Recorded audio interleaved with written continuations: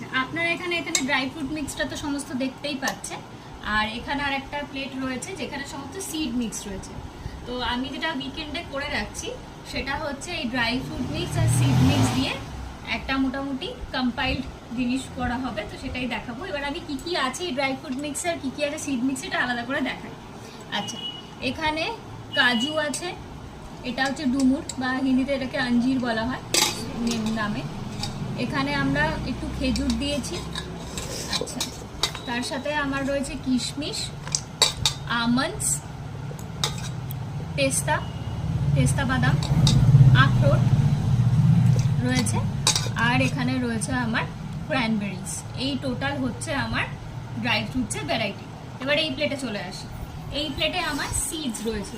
তো আমি সিডসগুলোকে হালকা রোস্ট করে নিয়েছি, দেখতে পাচ্ছেন। এবার আমি এক এক করে বলি। এই যে গ্রিনটা, দিস ইজ পাম্পকিন সিডস, যেটা আমরা বাড়িতেও কিন্তু কুমড়োর বীজ থেকে নিতে পারি। আচ্ছা, এইটা হচ্ছে আমার সানফ্লাওয়ার সিডস, সূর্যমুখীর বীজ হয়ে গেল। আর এখানে হোয়াইট যেগুলো দেখছেন 4 মগজের মতো দেখতে, এর মধ্যে 2 ধরনের সিডস আছে। একটা ওয়াটারমেলন সিডস মানে তরমুজের, আর একটা হচ্ছে ফুটির বীজ যেটা আমরা 4 মগজ হিসেবে নিই। তো এই সব কিছু মিলিয়ে রয়েছে। ভিডিওটা কেমন লাগলো জানাবেন।